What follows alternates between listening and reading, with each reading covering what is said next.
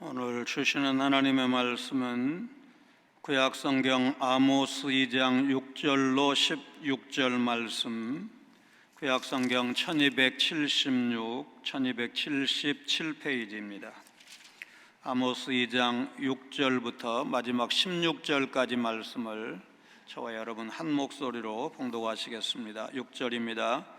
여호와께서 이와 같이 말씀하시되 이스라엘의 서너 가지 죄로 말미암아 내가 그 벌을 돌이키지 아니하리니 이는 그들이 은을 받고 의인을 팔며 신 한 켤레를 받고 가난한 자를 팔며 힘없는 자의 머리를 티끌 먼지 속에 발로 밟고 연약한 자의 길을 굽게 하며 아버지와 아들이 한 젊은 여인에게 다녀서 내 거룩한 이름을 더럽히며 모든 제단 옆에서 전당 잡은 옷 위에 누우며 그들의 신전에서 벌금으로 얻은 포도주를 마심이니라.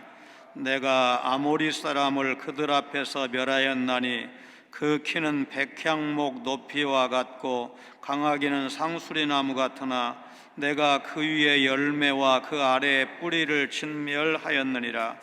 내가 너희를 애굽 땅에서 이끌어내어 40년 동안 광야에서 인도하고 아모리 사람의 땅을 너희가 차지하게 하였고 또 너희 아들 중에서 선지자를 너희 청년 중에서 나시린을 일으켰나니 이스라엘 자손들아 과연 그렇지 아니하냐. 이는 여호와의 말씀이니라. 그러나 너희가 나실 사람으로 포도주를 마시게 하며 또 선지자에게 명령하여 예언하지 말라 하였느니라. 보라, 곡식단을 가득히 실은 수레가 흙을 누름같이 내가 너희를 누르리니 빨리 다름박질하는 자도 도망할 수 없으며 강한 자도 자기 힘을 낼 수 없으며 용사도 자기 목숨을 구할 수 없으며 활을 가진 자도 설 수 없으며 발이 빠른 자도 피할 수 없으며 말 타는 자도 자기 목숨을 구할 수 없고 용사 가운데 그 마음이 굳센 자도 그날에는 벌거벗고 도망하리라. 여호와의 말씀이니라. 아멘. 아모스 선지자가 선지활동, 이 예언활동을 하는 대상, 초점은 북이스라엘이라고 했습니다. 이보다 앞서서 여러 이방 나라에 대해서 그리고 유다에 대해서도 심판을 경고를 했는데 결국 유다도 이스라엘과 형제 나라이지만 같은 뿌리를 가지고 있지만 그래도 선지자의 초점은 이스라엘의 죄를 선포하고 회개를 촉구하는 것이다. 이미 말씀을 증거한 바가 있습니다. 선지자는 이스라엘의 죄를 열거하기 위해서 열국의 죄, 유다의 죄까지도 지적을 했던 것입니다. 그러면 이 메시지를 이스라엘 백성이 귀담아 경청을 했을까? 그 당시 이스라엘은 제2의 전성기라고 할 만큼 아주 부국 강병에 성공한 그런 때였습니다. 이런 시기의 설교, 말하자면 회개하지 않으면 심판을 받고 당신들 멸망합니다, 이런 메시지를 증거했을 때 그게 마음에 와 닿겠는가? 나라가 좀 혼란에 빠지고 흉년 들고 자연재해가 막 겹치고 이랬을 때 이러다 망하는 거 아니야? 그런 생각하는 건 쉽지만 나라가 최고로 잘 나갈 때 당신들 회개하지 않으면 멸망할 거야, 이렇게 설교를 했을 때 그 백성들이 그 메시지를 잘 들었을까? 결국 그러지 않았습니다. 잘 듣지 않았습니다. 오히려 이스라엘 백성은 그 부요함, 또 나라 국력의 강건함으로 인해서 죄악의 길로 나아갔고 결국 하나님의 심판을 앞당기게 되었던 것입니다.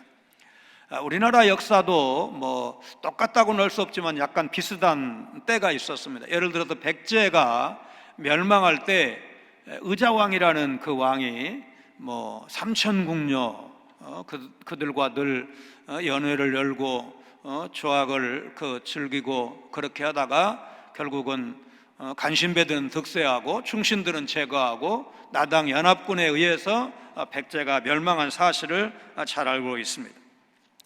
아모스 선지자가 이스라엘의 죄를 지적한 것을 보면 백제의 모습과 다를 바가 없다, 이런 생각을 합니다.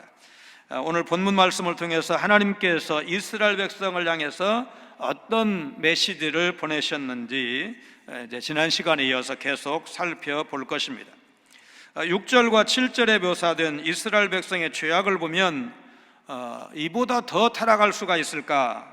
전혀 공의가 시행되지 못하고 궁핍하고 힘없는 자들이 착취를 당하고 겸손한 자가 박해를 당하고 성적으로도 대단히 문란한 사회였습니다. 궁궐에서부터, 그러니까 지도층부터 시작된 부정과 부패는 온 나라를 오염시켰습니다. 이스라엘은 하나님을 모른다는 열국보다도 더 깊은 죄에 빠져 있었고 그들의 죄악은 더 이상 회복 불능 상태에 이르렀습니다. 지금까지 열방에 대한 경고는 사실 이스라엘을 상대로 한 이제 경고의 메시지를 증거하기 위한 변죽, 이제 설교에도 본론은 나중에 나오는데 서론이 있잖아요. 뭐 재밌는 얘기도 하고 성경 배경을 설명하기도 하고 이제 그런 과정을 겪어서 지금 여기에 온 겁니다. 6절로 8절입니다.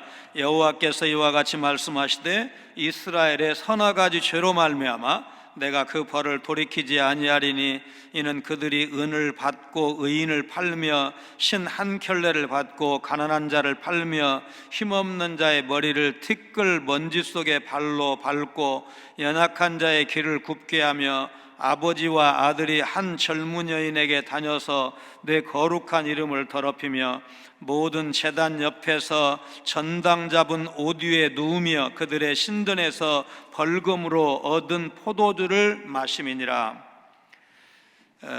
본문에는 두 종류의 이스라엘의 죄, 그리고 이스라엘을 향한 하나님의 심판 선포가 나타나 있습니다. 이 은을 받고 의인을 판다는 말씀, 이 은은 뭐냐? 은이 저 금과 함께 성경 시대에 아주 귀중하게 여김을 받았으니까 그냥 돈을 말한다. 그리고 그것을 그 은을 돈을 주어서 재판을 굽게 했다. 재판을 위한 뇌물이다, 이렇게 보면 되겠죠. 상대방은 뇌물을 주고 불이한 요청을 하고 받는 사람은 그 대가로 의인을 넘겨주어 판다는 것입니다. 이것은 법정 상황으로 봐야 하는데 의인은 무고한 사람을 일컫는 말입니다. 무죄를 선고받아야 될 사람을 유죄로 몰았다. 이것은 뭐 더 설명이 필요 없습니다. 하나님 앞에 악한 일입니다. 재판장이 불이한 뇌물을 받고 무고한 사람에게 죄를 선고함으로 뇌물을 준 사람을 이롭게 하는 것입니다. 자, 신 한 켤레를 받고 가난한 자를 판다. 이거는 뭐 같은 말입니다. 그러니까 말하자면 그 유전무죄, 무전유죄 뭐 이런 말 쓰잖아요. 그 가난한 자가 무고한데도 재판정에서 잘못된 재판을 받아서 유죄가 되는 것입니다. 그가 받은 신 한 켤레는 뇌물이지만 신 한 켤레가 옛날로 갈수록 가치가 있었죠. 요새는 신 한 켤레 해봤자 아무리 비싸도 말하자면 우리 다른 뭐 중요한 걸 팔아야 신발을 사고 이 정도는 아니잖아요. 그러나 옛날에는 이렇게 신이 귀한 때니까 지금보다는 귀하다고 하지만 그래도 집 팔 정도는 아니다, 그 말이죠. 그러니까 작은 뇌물을 주고 이제 재판을 결과를 바꾸는, 유무죄를 바꾸는 그런 현실을 풍자한 것입니다. 힘없는 자, 가난한 자, 역시 신분이 낮은 자를 가리키죠. 머리를 티끌 먼지 속에 발로 밟는다. 이것은 힘 있는 부유한 지주계층이 법을 왜곡해서 자신들에게 유리하게 적용함으로 인해서 없는 자들을 짓밟는 것을 말합니다. 그들은 가난한 자들을 먼지처럼 여기고 운이 없는 그들을 경멸하면서 마음대로 다뤘습니다. 연약한 자의 길을 굽게 한다, 이 말씀도 왜곡된 판결을 내려서 무고한 사람이 가난 때문에 곤경에 처하게 하는 것입니다. 그 다음에 선지자의 두 번째 비판이 뭐냐면 한 젊은 여인에게 찾아다니는 부자, 그러니까 아버지와 아들에 대해서 언급을 합니다. 7절에 이 여자를 젊은 여자라고 표현을 했는데 이제 해석자들, 성경 해석자들의 해석이 좀 나뉩니다. 창기가 아니라 아마도 주인이나 주인의 아들에게 팔려온 여자 노예일 가능성이 있다. 정신대학장을 지내신 김희보 교수님은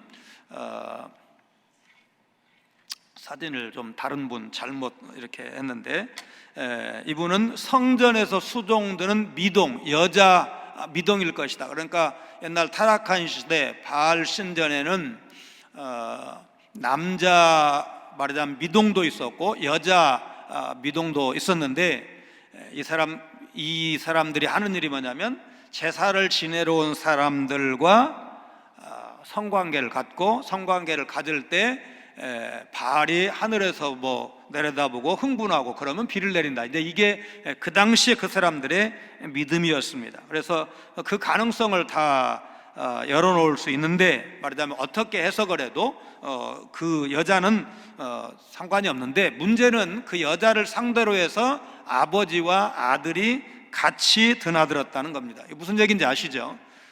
이게 있을 수 없는 일입니다. 그러니까 불신 세계에서도, 믿지 않는 사람들 사이에서도 막 간다고 하더라도, 말하자면 아버지도 바람피고 아들도 바람핀다고 해도 바람피는 대상이 같은 여자일 수는 없는 거죠. 옛날 믿지 않는 시절에 말하자면 뭐 두 집 살림을 한다, 작은 댁을 두었다, 뭐 이렇게 할 때 그게 있을 수가 없는 일이잖아요. 그런데 말하자면 이스라엘 사람들이 지금 이런 범죄를 했다는 거잖아요. 이스라엘은 그래도 선민이잖아요. 믿는 백성이잖아요. 믿는 백성이 도저히 할 수 없는 일을 한 것입니다. 당연히 율법 위반입니다.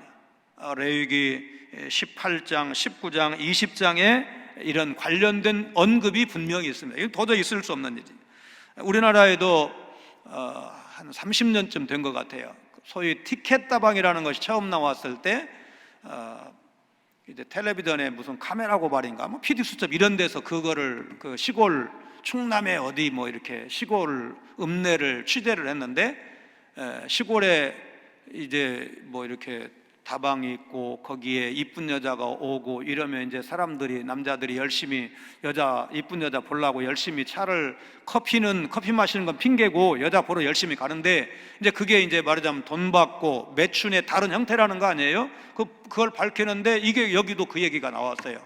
이 시골이라 너무 사람이 빤한데 아버지도 그 여자를 쫓아다니고 아들도 그 여자를 쫓아다닌다. 이게 무슨 말하자면 미풍양속을 심하게 해치는 일이라는 그런 보도를 본 적이 있습니다. 그래서 그 무렵에 이제 그거를 먼저 봤어요. 먼저 봤는데 교회에 제가 중등부를 했는데 중등부의 부부가 열심히 봉사해요. 그분들은 뭐 이상 없어요. 그런데 그 남동생이, 여집사님의 남동생이, 그 여집사님 저하고 동갑이니까 남동생은 더 어리단 말이죠. 당연히 누나하고 동생이니까 어리죠.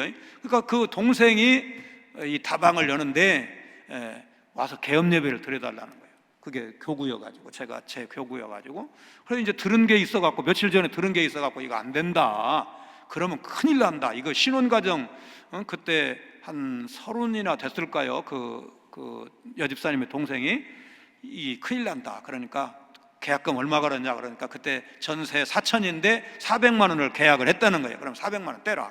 400만 원 떼이고 가정 지키는 게 낫다. 그렇게 얘기했는데 그 400만 원 떼이는 게 쉽지가 않겠죠. 결국 하더라고요.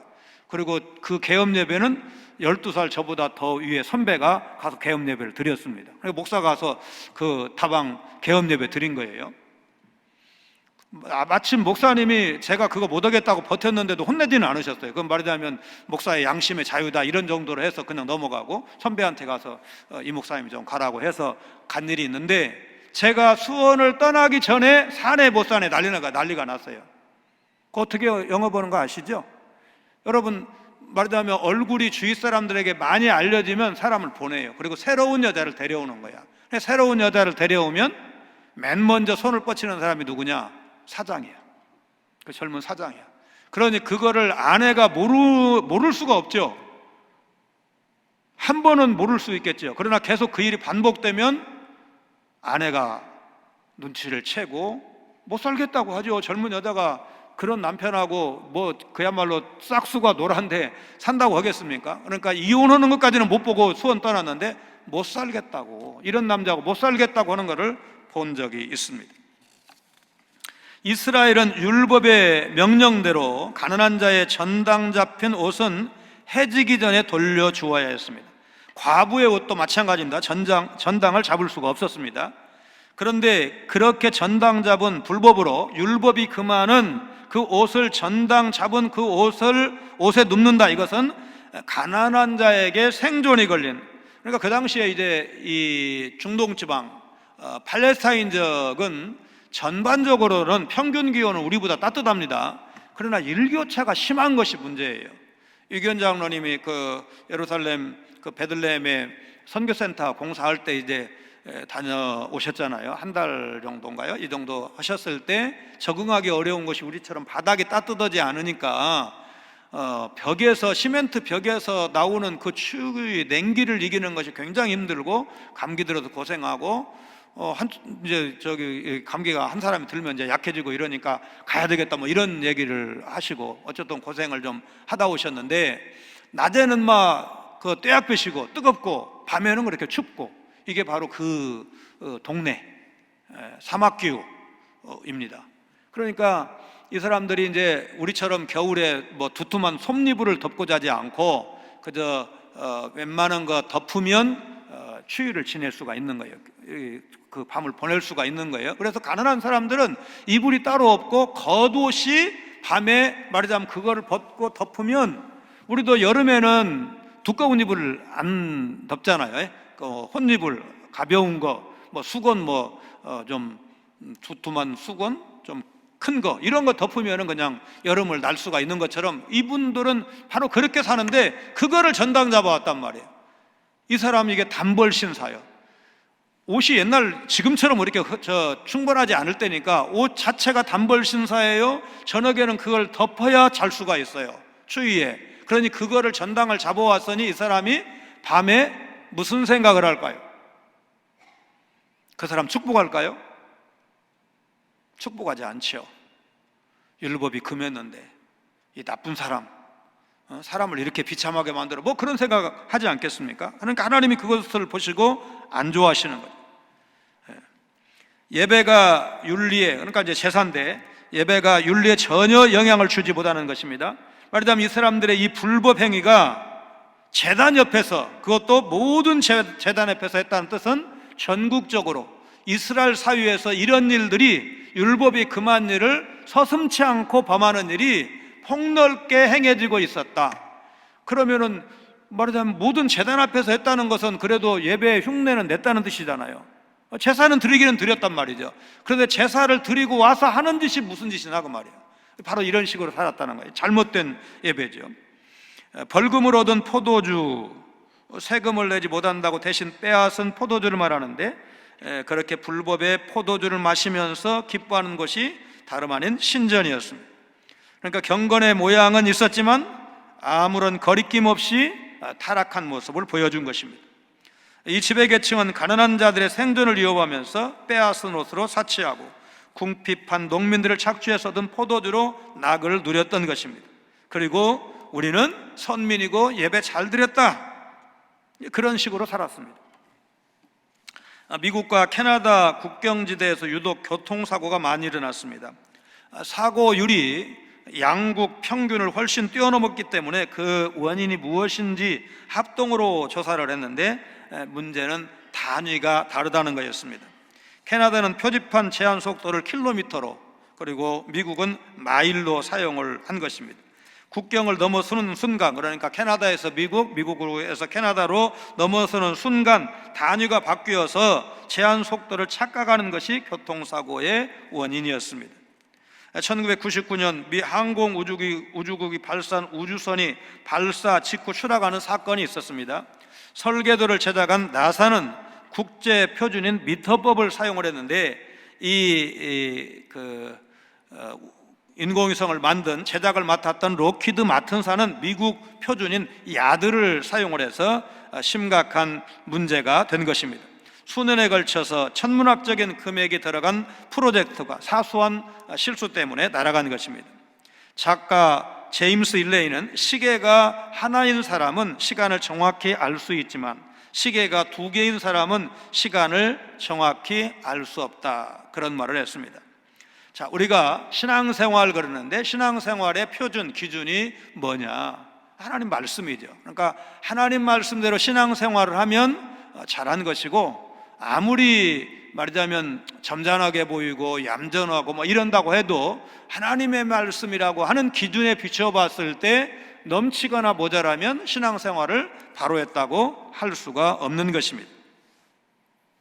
하나님의 백성이 이런 심각한 죄에 빠질 수 있다는 것, 사실 놀라운 일이죠. 왜냐하면 이스라엘의 역사를 거슬러 올라가게 되면 정말 이건 하나님이 베푸신 기적이야, 하나님의 역사에 이런 때가 너무너무 많은데, 그래도 이 세월 앞에 장사 없다는 말이 이런 때도 적용이 되는 것 같아요. 시간이 많이 지나면 그 은혜가 좀 감소해요. 감격이 줄어들어요. 그렇잖아요. 전에도 그런 말씀 드렸지만 새 집에 들어가면 새 집에 사는 기쁨이 얼마나 가던가요? 새 차, 좋은 차를 사면 그 좋은 차 이제 모는 기쁨이 얼마나 가던가, 이런 얘기를 한 적이 있잖아요. 우리가 경험하는 바잖아요. 정말 들어갈 때, 입주했을 때의 어떤 기쁨, 감격, 설렘, 이런 게 오래가면 우리가 감사가 계속 가능한 건데, 이제 친구네 집 갔다 와가지고 더 넓고 더 좋고 뭐 이러면 생각이 좀 바뀌고, 전에 그렇게 감사했던 입술이 좀 바뀌고 우리 생각이 바뀌고 뭐 이런 것을 우리가 경험하고 있지 않습니까? 사실 신약 시대에도 비슷한 경험을 한 교회가 있었습니다. 이 고린도 교회는 은사 체험이 은사가 풍부했던 교회라고 했습니다. 그러나 고린도 1장을 보면 이 교회는 말하자면 4분 5열은 아니지만 일단 4파로 나누어진 그런 교회라고 했습니다. 은사 때문에 혼란을 겪기도 했습니다. 우상 숭배를 통한 혼합주의가 들어오기도 했습니다. 고린도 사회의 악습인 성적 문란도 이 교회 안에 있었습니다. 부유한 자가 교회 안에서 주인 행세하는 그런 모습도 말하자면 노출을 했습니다. 사도 바울은 이런 고린도 교회 성도들을 향해서 눈물로 편지를 써서 그들이 회개하고 바른 복음 위에 서도록, 그러니까 교회가 건강하게 균형 있게 서도록 촉구한 바가 있습니다. 그리고 후서를 보니까 고린도 교회를 칭찬하는데 회개하고 돌아왔다는 소식을 듣고 고린도 후서를 쓴 것입니다. 그러니까 말하자면 이 아모스 시대의 이스라엘, 북이스라엘과 사도 바울이 격려했던 또는 책망했던 고린도 교회하고는 좀 달랐던 거죠. 오늘 우리가 모델로 삼아야 될 교회는 어느 교회겠습니까? 아모스 시대의 이스라엘은 아니잖아요. 하나님이 주의 종을 통해서, 선지자를 통해서 계속 경고하셨는데도 불구하고 회개하지 않아서 아수르에게 나중에 멸망을 당하잖아요. 그러나 이제 고린도 교회는 정말 심각한 문제, 여기 타락도 장난 아니었어요. 우리 고린도 전서 후서를 다 강해를 하면서 이런 교회도 있구나, 그 시대 상황을 뛰어넘는 것이 이렇게 어렵구나라는 것을 아주 절실히 느꼈던 그런 교회가 고린도 교회였습니다. 그러나 후서에서 사도 바울이 칭찬하는 것을 보면 설령 그런 잘못된 길을 걸었던 혹은 분열했던 때도 있지만 주의 종을 통해서 하나님의 계시가 임했을 때 성도들이 순종함으로 좋은 교회로 회복되는 모습을 보여주고 있습니다. 이스라엘 백성은 하나님께 몸을 구별해서 자신을 드린 나시린에게 억지로 술을 마시게 하고 선지자에게 예언을 하지 못하게 했습니다. 선지자의 책망 속에 이스라엘 백성의 영적 형편이 어떠했는지를 볼 수 있는 장면입니다. 베델의 제사장 아마샤는 아모스 7장을 보면 노골적으로 아모스 선지자를 모함하면서 너 유다 출신이잖아, 남쪽 유다 출신이잖아, 너네 나라나 가라, 이렇게 하면서 예언활동, 말하자면 설교를 못하게 했습니다. 6절로 8절이 하나님께 드린 화려한 예배 뒤에 숨겨진 이스라엘 백성들의 불의를 꾸짖는 것이었다면, 경고한 것이라면, 이제 살펴볼 9절로 12절은 주어진 은혜의 역사에도 불구하고 계속해서 죄를 짓는 이스라엘 백성을 비판하는 말씀입니다.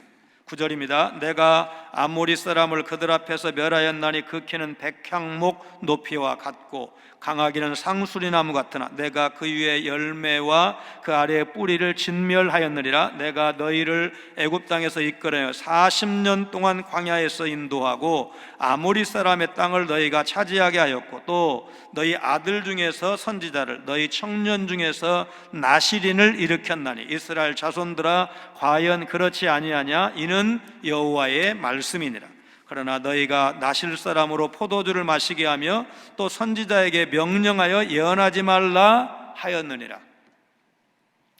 아모리 사람은 딱 아모리 사람만 의미하는 것보다는 이스라엘 백성들이 가나안 땅에 들어갈 때 그 땅에 살았던 원주민들을 전체를 의미한다고 할 수 있습니다. 특별히 아모리 족속은 그 중에서 키가 크고 견고한 성읍에 살았습니다.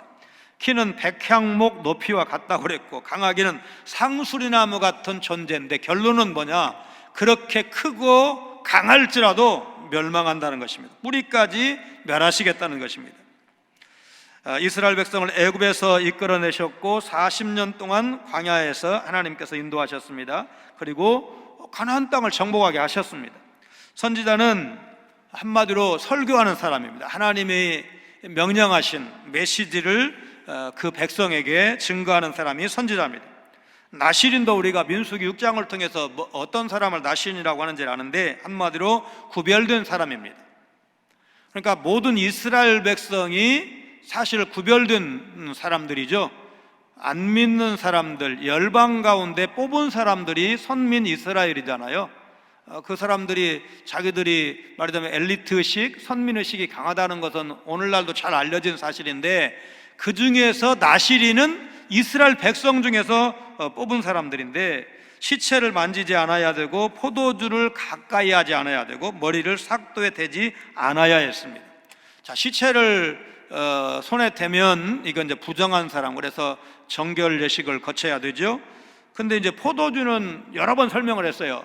이스라엘 사람들은 포도주를 우리의 음주 개념이 아니고 말하자면 이 사람들에게는 음료수고 그 다음에 석회질이 많은 그런 물을 음료수로 마시기 때문에 그거를 좀 걸러낼 수 있는 게 이 포도주라고 그랬습니다. 그러니까 우리 한국 사람이 또 더군다나 이 21세기에 깨끗한 물을 먹을 수 있는 사람이 성경에 포도주 이스라엘 사람도 먹었다고 했으니까 우리도 먹어도 돼 이렇게 말하면 그건 안 된다 이제 설명을 한 바가 있죠. 자, 그런데 이런 나시린에게 말하자면 술을 마시게 했어요. 포도주를 마시게 했어요. 그러니까 나시린처럼 살지 말고 보통 사람처럼 살아라. 너 잘난 척하지 말고 그냥 우리랑 좀 편하게 좀 살자. 뭐 이렇게 한 겁니다. 그럼 뭡니까? 그 시대의 등불이라고 하는 사람이 있으면 어두운 시대에도 말하자면 그 지도자, 영적인 지도자, 존경할 만한 스승이 가르치는 데 따라가면 크게 틀리지 않잖아요. 그런데 그런 사람들을 못하게 막는 거예요. 설교 못하게 막고 말하자면 구별된 삶을 살지 못하도록 그렇게 하는 겁니다. 이제 하나님께 가는 길을 막는 것이고 거룩한 삶을 사는 것을 방해하는 것입니다. 미국 최고의 명문대학을 졸업하고 엄청난 유산을 상속받은 젊은 청년이 있었습니다. 그를 아는 사람들은 복받은 인생이라고 부러워했지만 이 청년은 세계 여행을 하다가 예수님을 주님으로 영접하는 그런 계기를 갖게 되었고 그 이후에 은혜를 받았으니까 지금까지의 삶과는 좀 다른 삶을 살겠다고 결단을 했습니다. 그래서 우선 대저택을 처분을 해서 작은 집으로 이사를 하고 차도 없이 살면서 대부분의 재산을 헌금했고 그것도 모자라서 복음의 황무지인 중동에 가서 복음을 전하겠다고 선교사가 되었습니다. 모든 것을 버리고 마침내 이집트에 도착한 청년은 사역을 시작한 지 4개월 만에 풍토병에 걸려서 목숨을 잃었습니다. 세상 사람들은 그의 삶을 도저히 이해할 수 없었습니다. 명석한 두뇌 백만장자였던 청년이 예수님을 만난 뒤 몇 년 만에 모든 것을 잃고 25살 젊은 나이에 세상을 떠났기 때문입니다. 그러나 회심한 뒤에 청년의 모습을 봤던 사람들은 그 삶의 가치를 알고 있었습니다. 보덴이라고 하는 이름의 청년 비문에는 이렇게 쓰여 있었습니다. 예수님에 대한 믿음을 떠나서는 그의 삶을 설명할 방법이 없다. 안타깝죠. 25 젊은 엘리트 청년, 정말 오래오래 살아서 미국의 지도자로 또 선한 영향력을 많이 행사했으면 얼마나 좋을까, 충분히 가능한 이제 상상인데, 이렇게 안타깝게 젊은 나이에 주님을 위해서 헌신을 결단을 했는데 이렇게 가다니 안타까운 죽음이 분명합니다. 그러나 몇 년을 사는 것이 중요한 것이 아니고 하나님 뜻대로 사는 것이 중요한 것입니다. 왜냐하면 오랫동안 장수하면서 하나님의 뜻대로 살았다면 그거야 더할 나위 없이 감사하고 좋은 일이죠. 그러나 예를 들어서 말하자면 90, 100살을 살고 그 이상을 살았다고 해도 믿음 없이 산 인생이라고 한다면 그 인생을 어떻게 평가할 수가 있을까? 하나님의 영원이라는 그 시간에 비춰봤을 때 100년을 살았다고 한들 그게 하나님 앞에 무슨 업적이 될까? 그러나 짧은 인생을 살았다고 해도 하나님께서 인정하시는, 칭찬하시는 인생이라면 그 인생은 충분히 의미가 있는 것입니다. 아모스 선지자 당시의 이스라엘 사회는 육신적으로는 부유함을 누리고 있었지만 하나님의 말씀 듣기를 거부하는 세상이 되어버렸습니다. 그들이 사사시대의 역사에 대해 조금이라도 깊이 살펴봤다면 이토록 어리석은 행동은 하지 않았을 것입니다. 사사시대의 백성들은 하나님께 범죄하고 회개하는 일을 반복했습니다. 그들은 범죄했지만 하나님의 징계를 받으면 또 회개할 줄도 알았어요. 그게 이제 반복돼요. 크게 봤을 때 그 사사시대 전체를 조명해 봤을 때 그런 이제 하나님이 말하자면 이스라엘을 선택하셨고 가나안 땅에 들어가게 하셨고 이제 세월이 좀 지나니까 말하자면 여호수아로 대표되는 그 믿음의 세대가 가고 나니까 여호와를 알지 못하는 세대가 등장을 하게 되고 그때서부터 이게 나쁜 패턴이 반복되었다고 그랬어요. 그래서 이제 태평성대 끝에는 타락하게 되고 타락하면 하나님이 이방을 들어서 치시고 그러면 견딜 수가 없으니까 천부의 의지 없어서 하나님 앞에 회개하고 그러면 또 하나님께서 그 시대마다 필요한 사사를 세우시고 이제 태평성대를 30년, 40년, 길게는 80년도 태평성대를 주셨어요. 그러면 그 태평성대 끝에는 어떻게 되느냐? 이스라엘 범죄예요.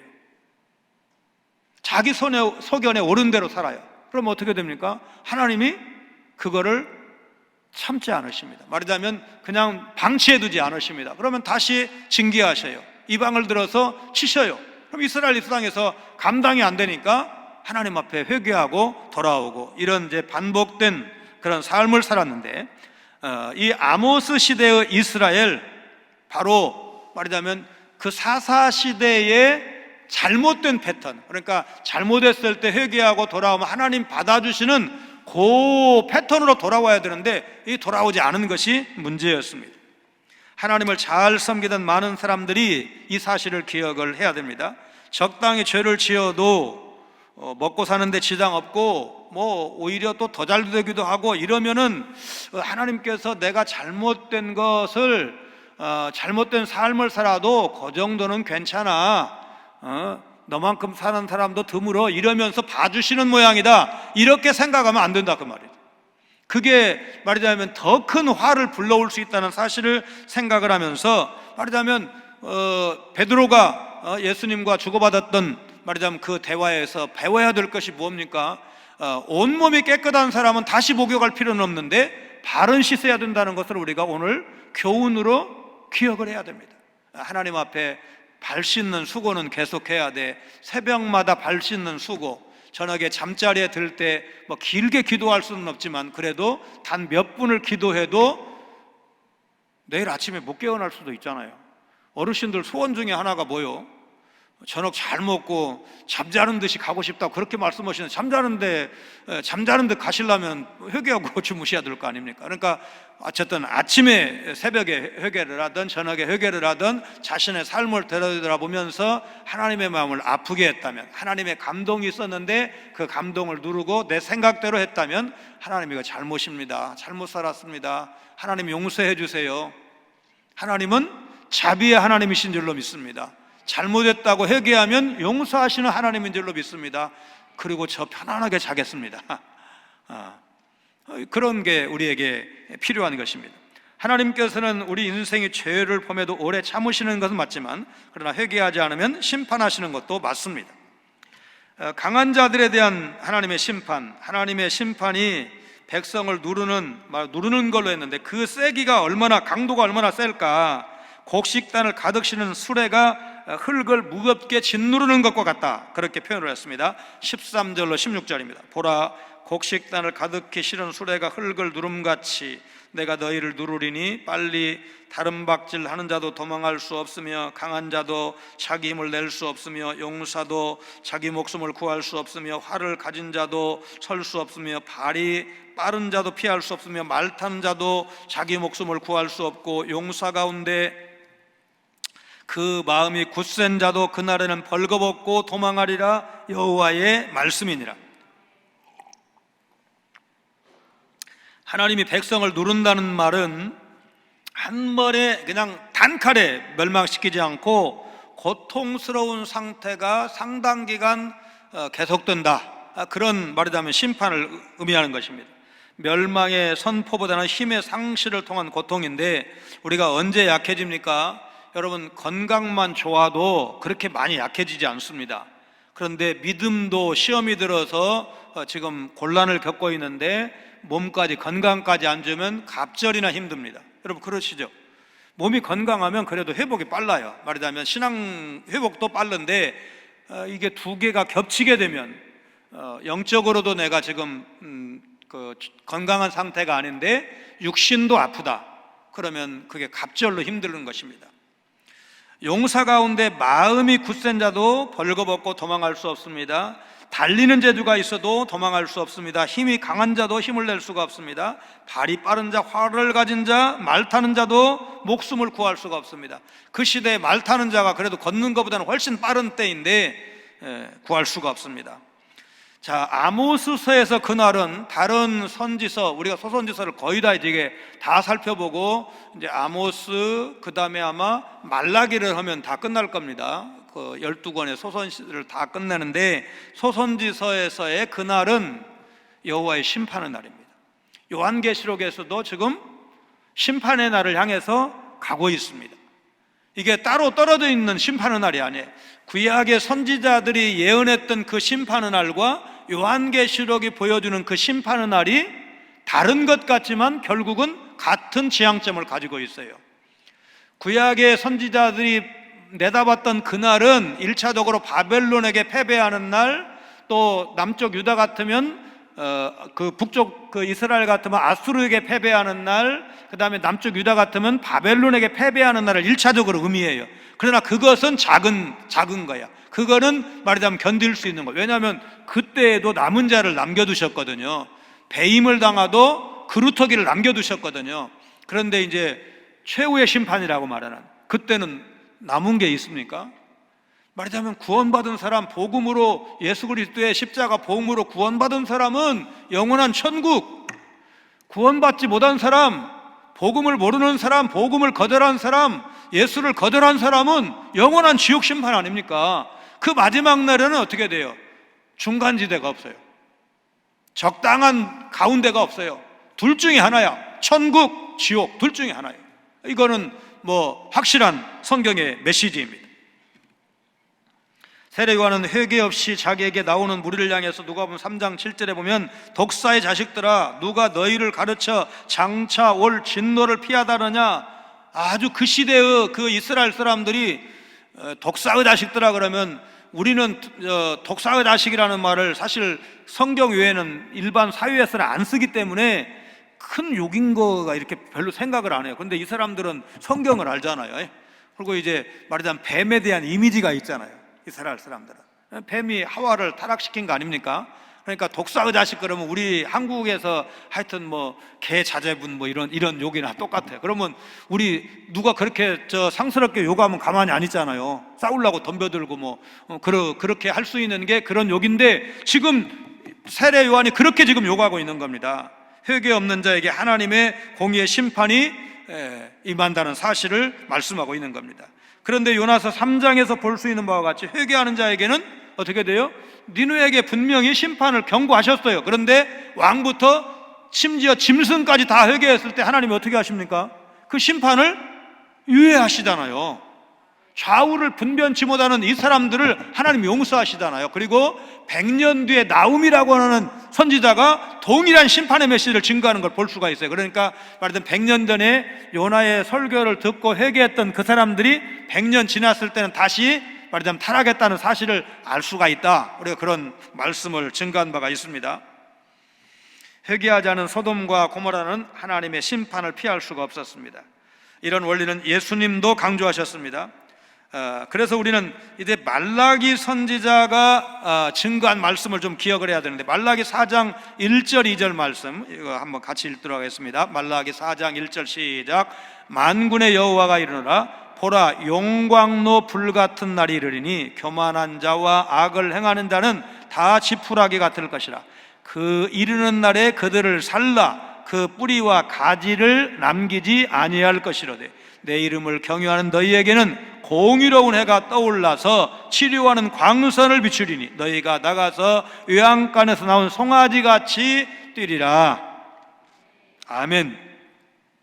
복음이 드러나고 있잖아요. 회개하면 용서하셔요. 그러나 회개하지 않으면 지푸라기 같이, 용광로에 지푸라기, 뭐 용광로까지 갈 것 있습니까? 지푸라기는 그냥 불씨, 조그마한 그 불씨만 딱 있어도 그냥 금방 타버리잖아요. 그리고 제가 뭐 많이 모으면 모을 수 있는데 사실 집을 하나 딱 태우면은 거의 남는 게 없어요. 그렇게 사라질 것을 경고를 하신 겁니다. 칠레의 아타카타 사막은 100년 동안 비가 오지 않는 세계에서 가장 건조한 사막으로 알려져 있습니다. 칠레, 페루, 볼리비아 세 나라가 인접해 있음에도 아무도 신경을 쓰지 않는 버려진 땅이었습니다. 그런데 화약의 원료인 초석이 이 사막에 묻혀 있다는 사실이 알려지면서 이 사막을 차지하기 위한 전쟁이 벌어졌습니다. 왜냐하면 초석은 전 세계적으로 생산할 수 있는 나라가 5나라 정도밖에 안 되기 때문에 이게 돈이 되는 겁니다. 남미의 친차 군도는 새똥으로 뒤덮인 세 개의 섬으로 사람이 한 명도 살지 않고 어부들도 냄새가 지독해서 피해가는 그런 섬이었습니다. 수천 년 동안 아무도 영유권을 주장하지 않았던 이 섬을 역시 또 남미의 세 나라가 전쟁을 벌였는데 섬에 쌓인 새똥이 구아노라는 최고급 천연 비료의 원료가 된다는 사실을 알아냈기 때문입니다. 자, 저렇게 어부들이 피해갈 정도로 지독한 냄새를 내는, 그래서 사람이 살 수 없는 그 섬, 또 말하자면 그 새똥도 너무너무 귀하게 쓰임받을 수가 있다는 사실을 생각을 한다면 사람은 얼마나 소중한 존재입니까? 하나님의 모양과 형상대로 우리를 지으셨다고 그랬잖아요. 그러니까 하나님이 세상을 창조하실 때는, 우주 만물을 창조하실 때는 말씀으로 창조를 하셨는데 사람을 지으실 때는 공을 좀 들이셨다 그 말이죠.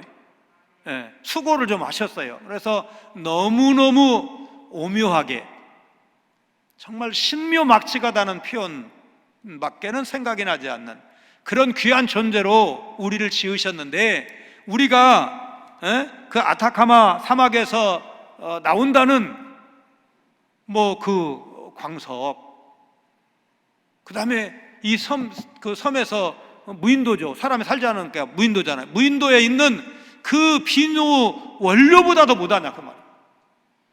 그게 돈이 좀 된다고 그러니까 막 사람들이 너무너무 막 좋아하고 뭐 전쟁을 벌일 정도로 서로 영유권을 주장하고 그렇게 싸운다고 하는데, 그래봤자 뭡니까? 사람보다 어떻게 더 귀합니까? 그렇다면 여러분, 우리가 하나님 앞에 내가 누구인지, 어떤 존재인지를 다시 한번 우리가 기억을 해야 됩니다. 하나님 앞에 나는 소중한 존재다.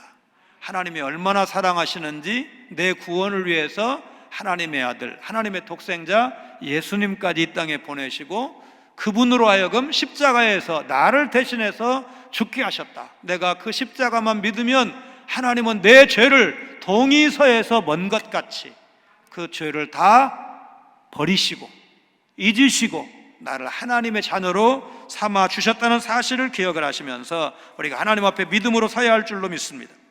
3장 7절에 하면 하나님은 당신의 일을 하실 때 반드시 당신의 백성에게 미리 알려주신다고 했습니다. 그러니까 심판의 말씀도 메시지도 우리에게 미리 경고하셨다는 사실이 감사한 일입니다. 뒤통수 딱 때리는 거, 그냥 말하자면 정신 놓고 있을 때 뒤통수 딱 때리는 거 하고, 자 정신 차려, 넘어지면 안 되니까 배에다 힘줘, 그러고 뭐 이렇게 학교에서 군대에서 뭐 이렇게 폭력을 행사하는 뭐 그런 분들도 있었죠.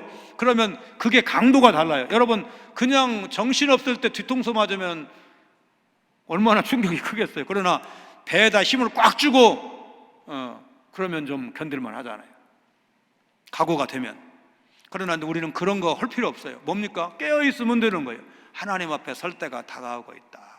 언젠가는 우리 하나님 앞에 서야 된다. 100살을 살아도 뭐 요즘 이제 120살을 말하는 시대가 되었는데, 설령 정말로 건강이 좋아가지고 120살을 살아도 그 다음에 어떻게 해야 돼요? 떠나야 되는 거예요. 가야 되는 거예요. 하나님 앞에 서야 되는 거예요. 그때 하나님 앞에 섰을 때 잘했다고, 수고했다고, 너는 작은 일에 충성한 거야, 그러나 내가 너한테 주는 거는 크고 좋은 것으로. 요한계시록에서 보니까 아버지가 나를 위해서 보좌에 앉게 하심같이 나도 너희를 내 보좌에 함께 앉게 하여 주리라. 우리 주님이 우리에게 보좌에 함께 앉게 해주겠다고, 나오고 동급으로 대우받게 해주시겠다고, 이런 놀라운 축복을 약속을 하셨는데, 그렇다면 우리가 남은 날 어떻게 살아야 되겠습니까? 하나님의 약속의 말씀을 믿고 경고의 말씀을 기억을 하면서 늘 깨어있고 회개하고 거룩하게 삶으로 하나님 앞에 섰을 때 잘했다고 칭찬받는 여러분 모두가 되시기를 주의 이름으로 축원합니다. 거룩하신 하나님, 성도는 하나님의 선택을 받았기 때문에 아무렇게 살아도 되는 사람이 아니고 세상 사람에게 본이 되고 세상의 빛과 소금이 되어야 한다는 사실을 잊지 않게 하여 주옵소서. 하나님은 이스라엘 백성에게 세상 사람들보다 더 높은 윤리를 요구하셨다는 사실을 마음속에 담고 세상에 나가 덕을 세우며 사는 저희들이 되게 하여 주옵소서. 가난하고 힘없는 사람 서럽지 않게 하시고 예수님의 마음을 품고 다가가 사랑하며 섬기는 삶을 살게 하여 주옵소서. 하나님 앞에 설 순간이 점점 다가오고 있다는 사실을 기억하며 주 앞에 섰을 때 잘했다고 칭찬받는 저희들 되도록 남은 날 주님과 동행하게 하시고 깨어있게 하시고 거룩한 삶을 살게 하여 주옵소서. 예수님 거룩하신 이름으로 간절히 기도하옵나이다. 아멘.